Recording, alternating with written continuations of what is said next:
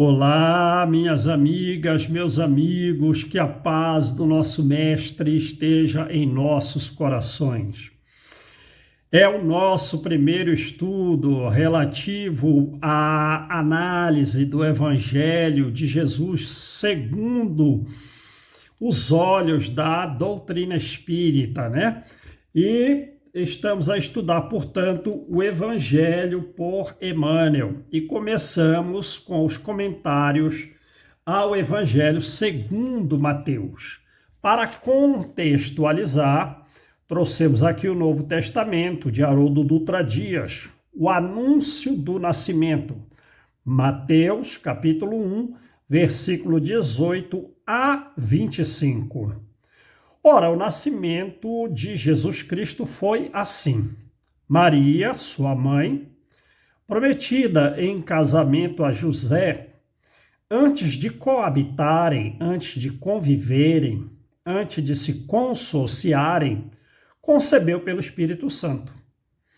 Jesus, seu esposo, sendo justo e não querendo difamá-la, resolveu repudiá-la em segredo.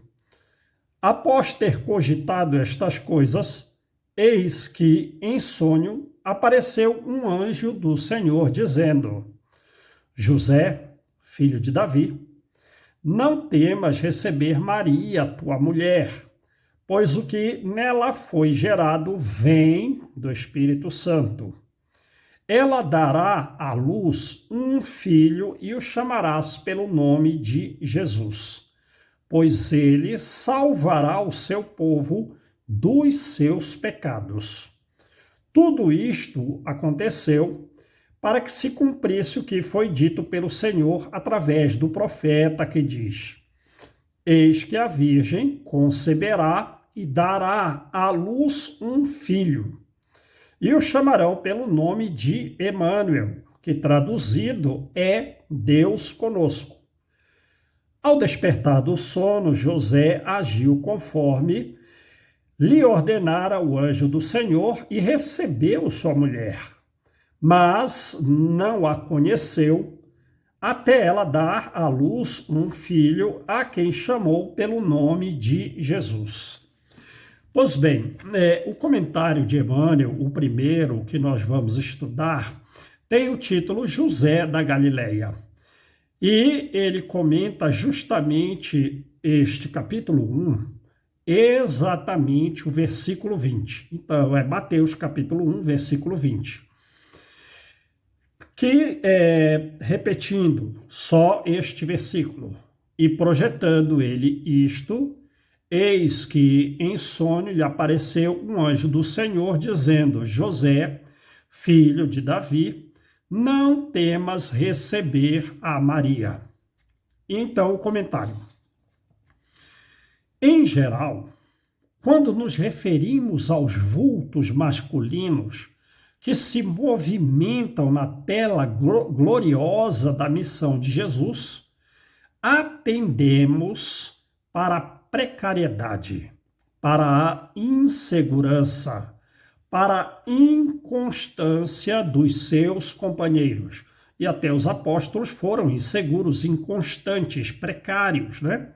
Fixando quase sempre somente os derradeiros quadros de sua passagem no mundo, fixando somente os últimos anos da vida de Jesus, para falarmos dos vultos masculinos da vida dele.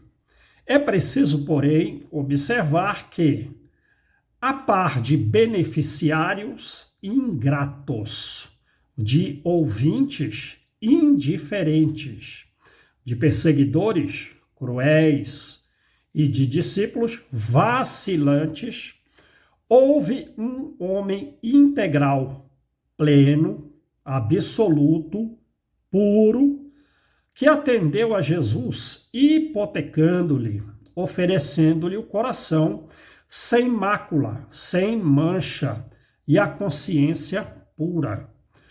José da Galileia foi um homem tão profundamente espiritual que seu vulto sublime escapa às análises limitadas de quem não pode prescindir, portanto, de quem necessita do material humano para um serviço de definições, para o serviço de explicações, de caracterizações, de estudos. Somos nós, precisamos de material humano para o estudo.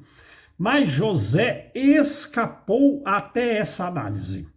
Se pegarmos todos os profetas, eles têm discursos, eles têm leis, e enquanto que José, o cumprimento da missão dele se deu exclusivamente em caráter comportamental, né?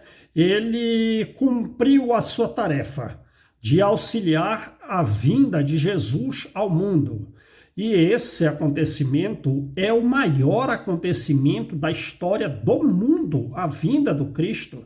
Naturalmente, Maria tem a sua participação, mas estamos falando de José, porque uma mulher sozinha naquela época nada era e tudo poderia sofrer na mão dos homens, né?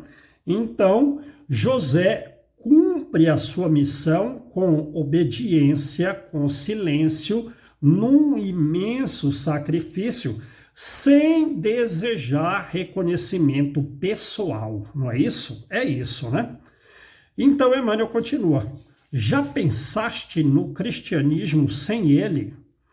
Quando se fala excessivamente em falência das criaturas, e já falamos, né? Ouvintes indiferentes, perseguidores cruéis, beneficiários ingratos, discípulos vacilantes, recordemos que houve tempo em que Maria e o Cristo foram confiados pelas forças divinas a um homem.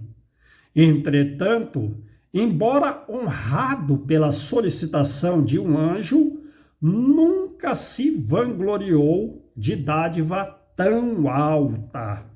Não obstante contemplar a sedução que Jesus exercia sobre os doutores, nunca abandonou a carpintaria, a sua carpintaria. Quer dizer, né? Ele não buscou se engrandecer pelo crescimento do próprio Cristo, né? Que ele seduziu pelo seu nível intelectual e conhecimento das leis os próprios doutores. José permaneceu na sua carpintaria. O mundo não tem outras notícias de suas atividades senão aquelas de atender às ordenações humanas, cumprindo um édito de César, né? Houve um decreto, conforme Lucas capítulo 2, versículo 1, de recenseamento.